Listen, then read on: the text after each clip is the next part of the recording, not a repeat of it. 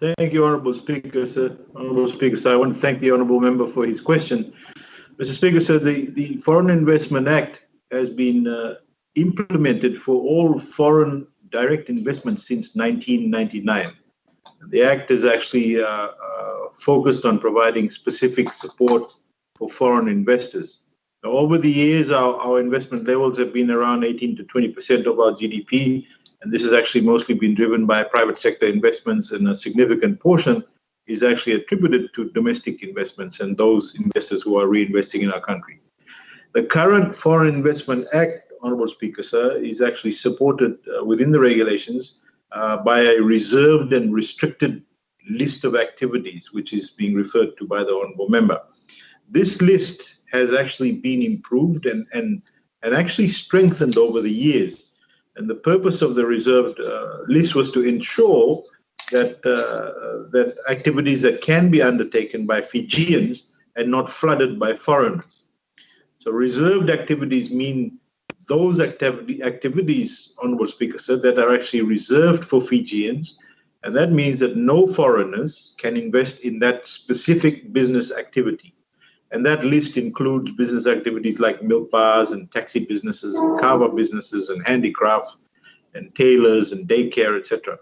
Mr. Speaker, sir, in addition to the reserved list, there's also a restricted list of activities where a foreign investor can actually undertake investment provided they meet the conditions that were actually set out.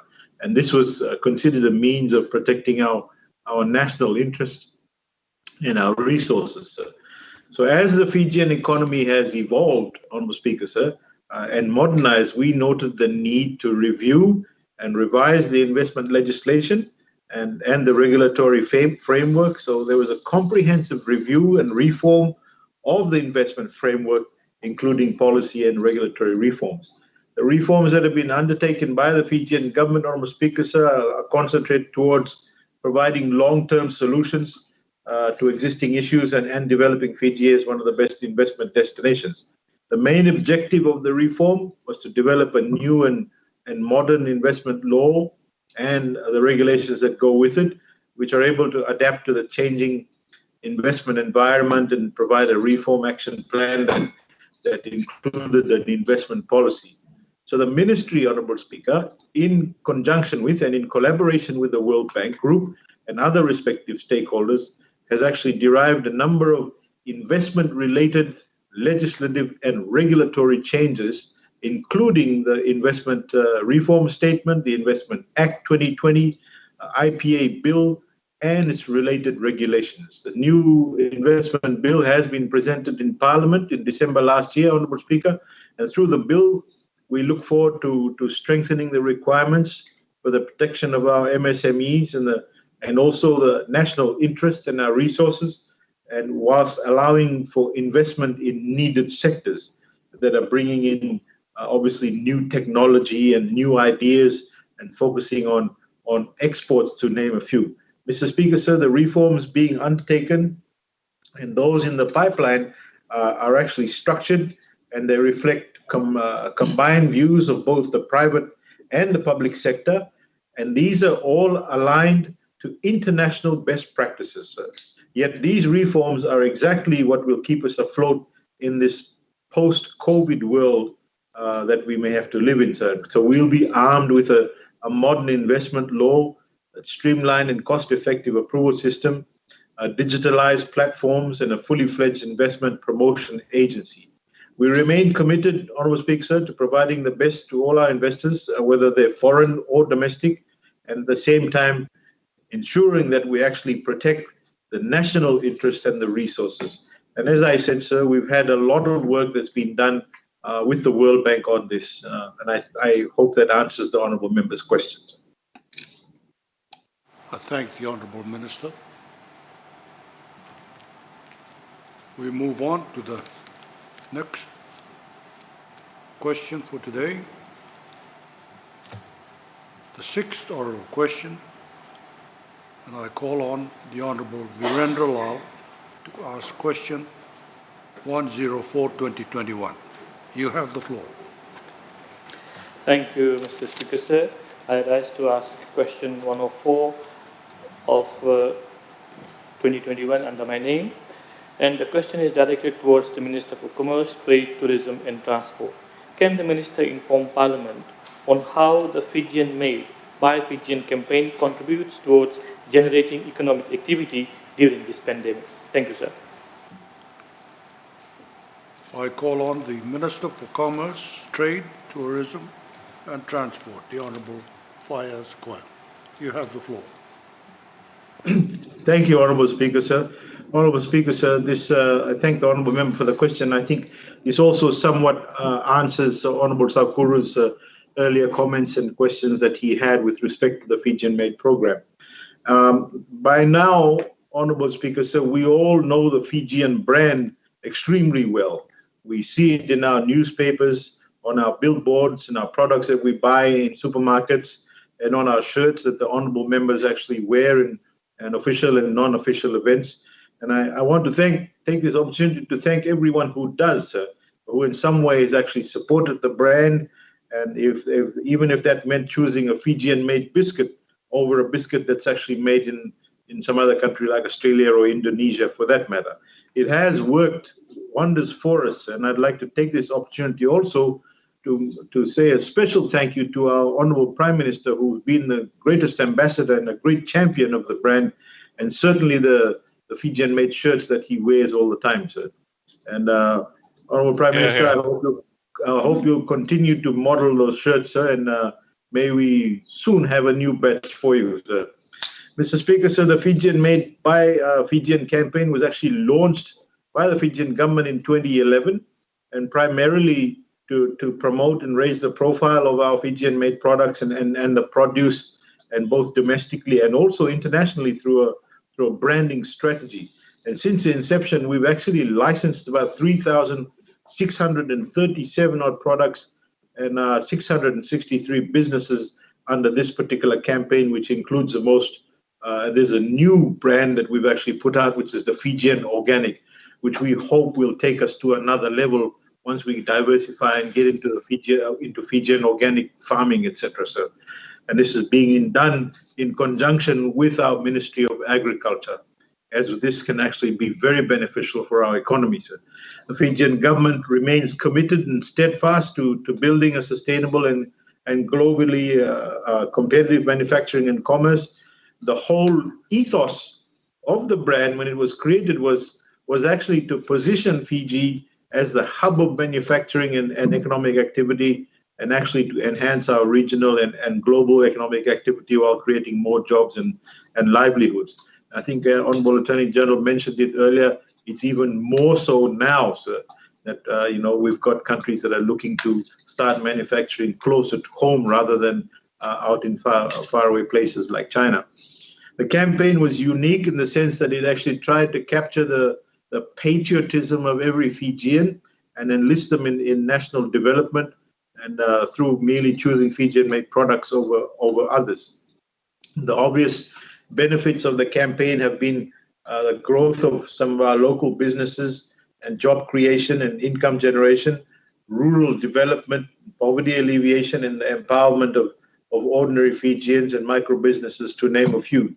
Honourable Speaker, sir, whenever people come and do collect their Fijian made or Fijian organic or branding, they're very proud about when they actually get the labeling and they're awarded it. And you can see the patriotism in their faces, sir. We are all aware that the campaign has an equalization effect overall. The brand has given some of our women more opportunities to use their traditional skills and to participate in economic empowerment. And it's given rise to micro and small businesses to grow through the Fijian crafted emblem. And we've promoted and encouraged more and more women to take up the crafted and the Fijian crafted, Fijian sewn emblems. The Fijian Made campaign, Honourable Speaker, sir, takes on greater importance, as I mentioned now, when our economy is actually being ravaged by a COVID-19 pandemic. So supporting our Fijian made industries and products will actually ensure that our economy is able to survive the deleterious impacts of COVID and ensure that our regional and our global footprint. Mr. Speaker, sir, we still need to support Fijian made. The brand Fiji is a worldwide known brand. Our our Honorable Prime Minister, our rugby team, our climate change stance, our everything in terms of Fiji, the world over knows about it. So we've actually been able to capitalize on this. We want to continue to to build a stronger sense of loyalty amongst our Fijians to buy their own creations, to support more jobs, and not just now for now, but also for future generations. We actually want to expand into more economic sectors and improve the livelihoods for those that are most vulnerable. It simply reflects the concept of thinking globally, but acting locally, sir. Our branded products that actually carry the emblem to authenticate that production process, and they actually go through a very rigorous check, sir, setting the certified products apart from other source markets. The rationale, Honorable Speaker, sir, is actually very simple. Buying a Fijian-made product ensures that money is retained in the Fijian economy and in the pockets of Fijians. And these funds can be recirculated in the economy through investments and salaries and creation of new jobs to build a secure future. In terms of new economic activity, sir, the global pandemic has meant that we've had to press the reset button on almost all our policies, all our initiatives, all our programs. However, Mr. Speaker, sir, we do not have to press a reset on the Fijian made. As I said earlier, the campaign will actually assist us through this pandemic. But what we need to press really is the accelerator pedal on this particular brand. We need the honorable members, we need all Fijians to double up and quadruple up in all their support and the efforts towards the Fijian-made products, and no matter how big or small their purchases and what you create in produce. We're also very heartened, Honorable Speaker, to witness the Fijian-made businesses implementing a number of strategies to diversify and to sustain themselves whilst we battle the COVID-19 virus. An example is a Nandi business that now processes raw coffee beans locally into new diversified products such as cold brew and chocolates, as well as modifying their coffee process to more economical and environmentally friendly products. And a company that otherwise manufactured everyday clothing now produces face masks, and businesses actually moving digital. So this is the kind of innovation, sir, that we need and are seeing, and this is the time to look for opportunities that can fill untapped markets and demands. And I think this is something that Honorable Sakura was actually talking about. And apart from our operational modifications to reduce costs and increase revenues, etc., businesses that are licensed under Fijian Made by Fijian campaigns have actually diversified their product range to deal with the impact of COVID-19, sir. The campaign, Honorable Speaker, sir, implemented is actually enhanced promotions also to generate sales. We have over 274,000 followers on our Fijian-made social media page. We have strategically used this platform to create linkages between government and private sector, including micro, small, and medium enterprises and consumers in Fiji and abroad, sir. This demonstrates the platform's ability to become the means to market the Fijian-made product and support our local businesses. Ultimately, it's about building consumer confidence. This year also, Honorable Speaker, very happy to announce that we entered into a memorandum of understanding with Vodafone and also with Post Fiji to provide Fijian-made businesses an e-commerce platform. And this allows them to link with their consumers digitally and to a wider audience that may not have been able to traditionally reach.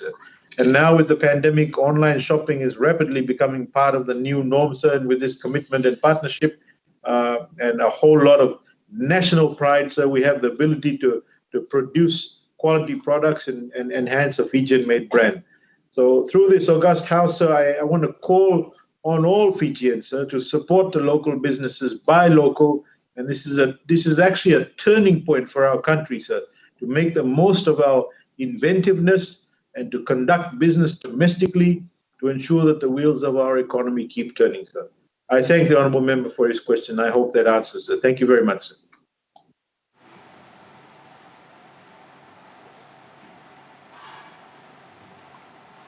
I thank the Honourable Minister.